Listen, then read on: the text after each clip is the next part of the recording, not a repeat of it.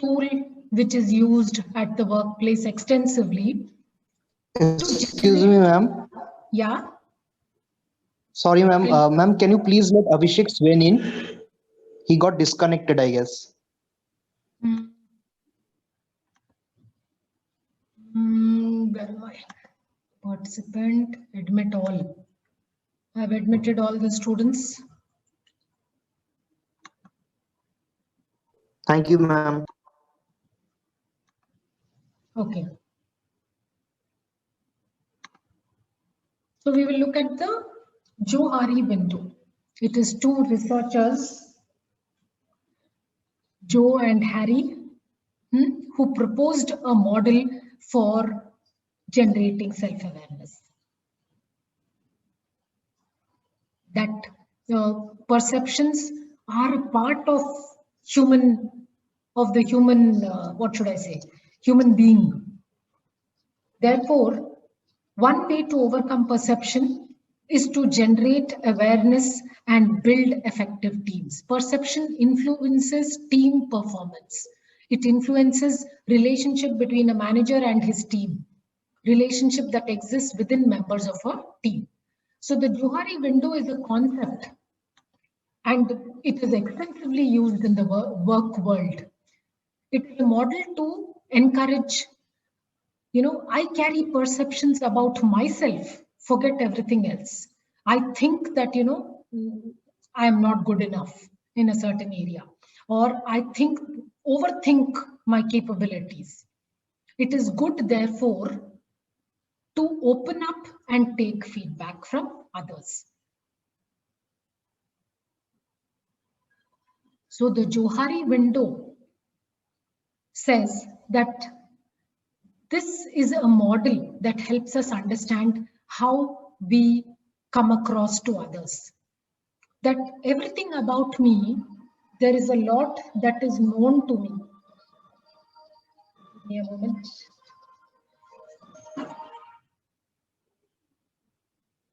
I face a problem with my... So there is a lot about me which I know. One is along the x-axis is about me, and along the y-axis is about others. So there is a lot I know about myself, and there is that which is unknown to me, which others can know, which I might not know about myself. When it comes to others, there is a lot that is known to others, and there is also that which others don't know about me. So the public arena is the open space where I know that I am good at, let us say, speaking, and others also know that. I am good with maths. Others also know that. I can make great presentations. Okay, so this is the public arena which is known to me and known to others. Then below that comes the unknown to others but known to me. For example, I may be fearful of some things. I may want to not reveal it to others. Okay, there could be personal information about me that I may not want to share. That, let's say, I failed in few subjects when I was in my school.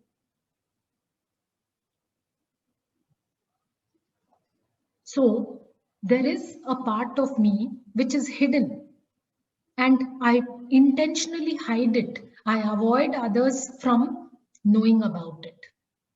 My insecurities, my fears, my suspicions, I keep it to myself. Then comes the other two quadrants. Unknown to others, which is unknown to me, but is known to others. Some people may think that I am very overbearing. Some people may think that, I show off a lot, but I may not know that. So this is called the blind spot because I am blind to it. For example, if you have a bad breath, okay, or you've had onions in your salad, others will be able to know that, you have a blind spot, that something is amiss, but you yourself will not know about it. So known to me, unknown to me, but known to others. And then of course, there is still a part of me that is unknown to others and unknown to me also. A lot of it which is in my subconscious, a lot of it which is psychosomatic, which means it happened to me or I experienced it even before I was actually physically born into the world.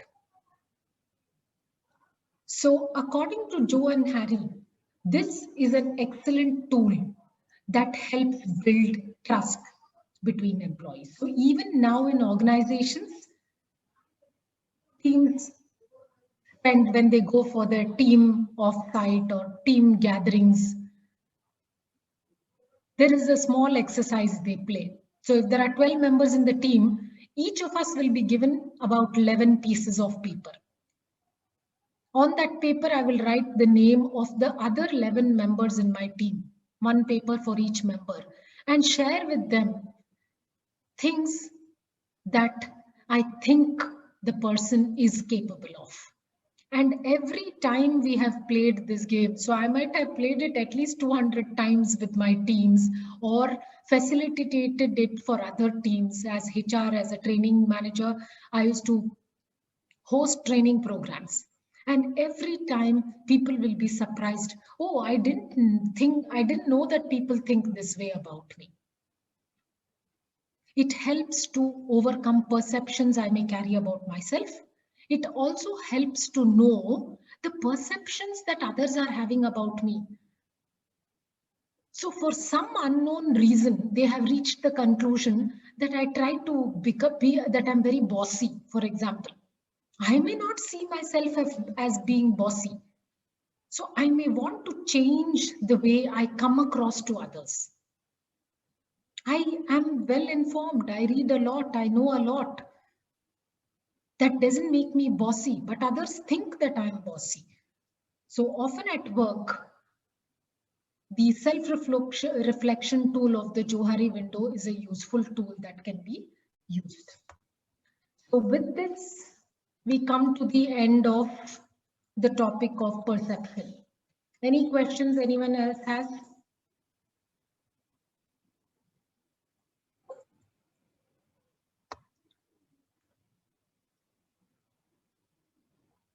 Let us quickly move on to our next topic. So I'd like you to unmute yourself and, let me know what would be aspects of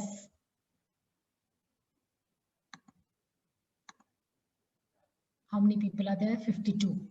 So what does this word mean to you?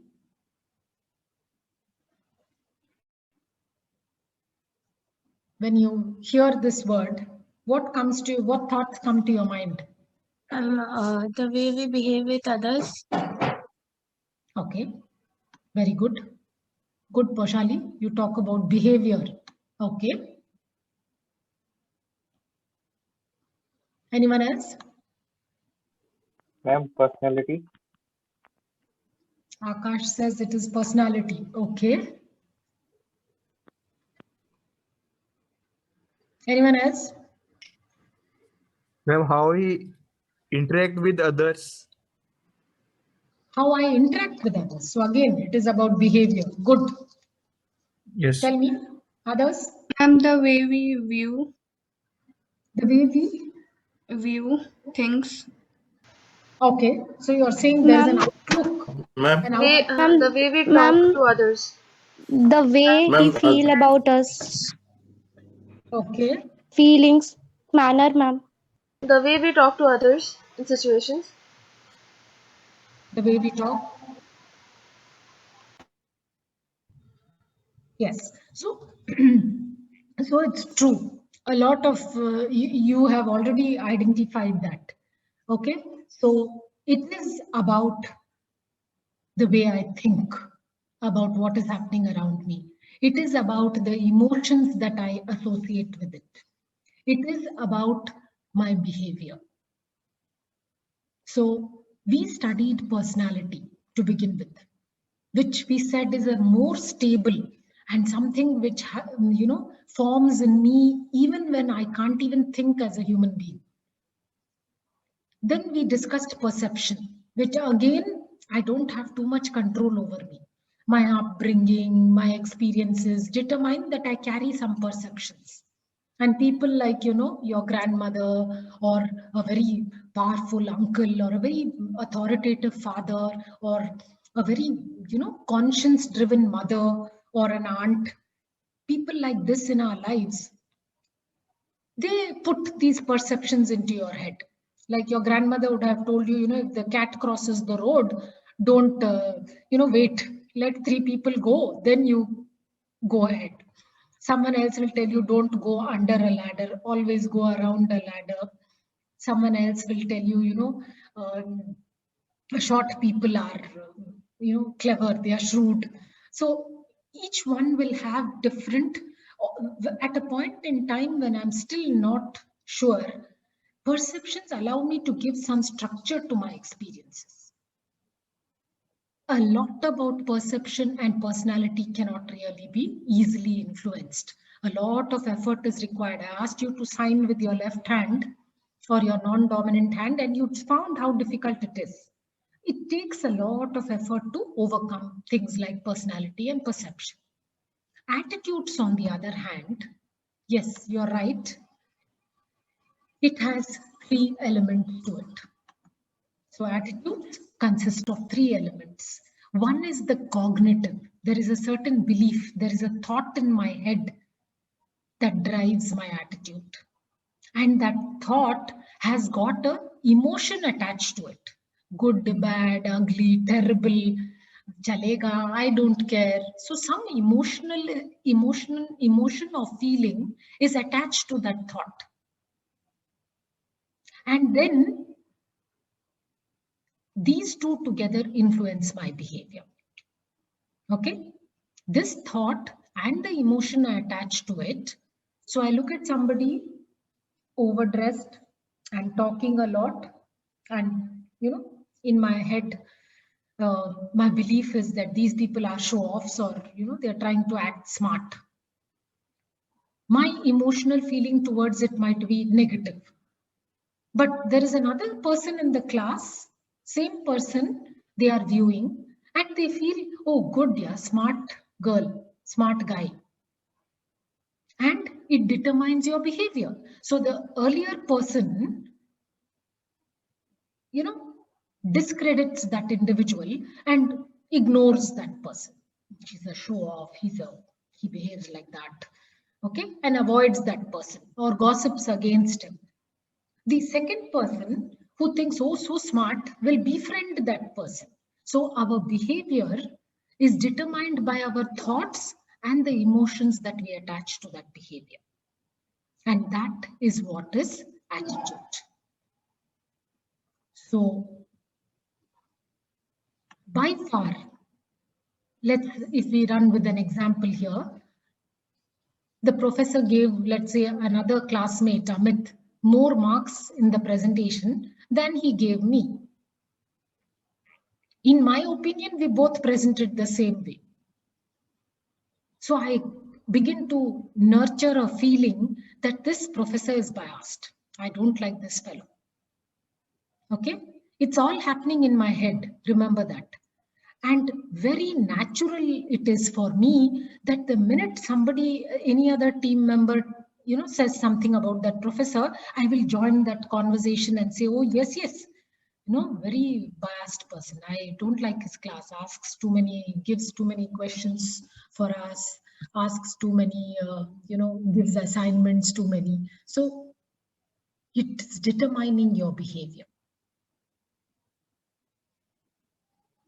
Often the arrows here determine that this is also possible in the... Can you just put yourselves on mute? Who's there? Please put yourselves on mute. Just check, because I unmuted everybody. So when the class started. So the arrows here suggest that unlike personality and perception, attitudes are easy to change. So let's take another example. Okay, in the offline classes, and especially in large groups like yours, my years of experience tells me that people who sit in the back rear of the class are really not interested in being, engaged in class. So in an ideal offline situation, it is, I would have really asked all my questions to the last two benchers, provoking them to respond. Now, the behavior, so there is a thought in the mind of students. It's just an example, please don't take it otherwise. Thankfully, none of you have sat in a classroom in Xavier University, so you don't know yet, right? So cognitively, the thought is, if I'm sitting at the back of the classroom, 70 students are there, the faculty will not bother me. I don't like to be bothered too much, comfortable, enjoy the class. I can always go look up the notes, and exams are, it'll be easy. Pass to hona hai, nothing much to worry. And that determines my behavior to run and catch the last two benches in my class. And maybe your behavior will be different for different subjects, different professors. Now, what happens when OBHR is being taught is this faculty is too nosy. So she asks the maximum questions to the people in the backbench. Now, as a faculty, I'm challenging your behavior. So you start sitting in the front bench to avoid the questions because your feeling is discomfort. I don't like to be picked upon, asked questions, and then I have to think and give a response. And I don't know, most of the time my response may be wrong. So all these thoughts and feelings you associate forces you to start sitting in the front benches for this particular subject. This behavior might change your thinking. In the end, it is interesting because you're now sitting in the front. It's difficult for you to chat or to look at your mobile or, think about anything. Your feeling about the subject and your thought processes about the topic may change. So the advantage that we have when we discuss attitude is that it has a way of changing. There is far more, it is far more easier to change your attitude than it is to change your perception or your personality. So they are stable clusters of feeling, belief, and behavioral disposition towards a specific object. They are stable, but because of the process of cognizant dissonance, cognitive dissonance is when I want to sit in the back bench, but by sitting in the back bench, I am attracting more attention of this faculty. So to avoid this dissonance, I start sitting in the front. And because I start sitting in the front benches, I am more engaged and might start liking the class, or I will stop going to that class. My absence, I will just make sure that I have enough attendance to survive. A process of cognitive dissonance. So when it comes to me, I can change my attitude because my behavior is being forced. Now I must get good marks. So if you go back to the example of the presentation, professor gave Amit more marks than me. If that professor provides, let us say, this is the reason I gave Amit more marks and this is the reason you got only 4 and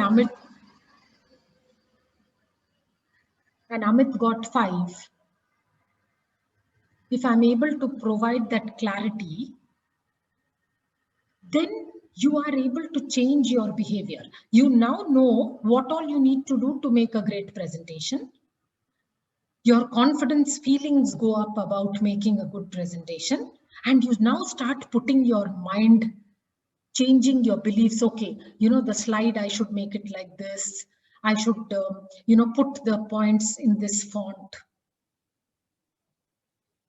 They shouldn't be sentences, they should be phrases. So there is an opportunity for me to change. So in changing others' attitude, I have to be more persuasive. So I, as the faculty, trying to change your attitude about how to make a good presentation can be successful if I persuade you. Look, this is the way it happens in the workplace.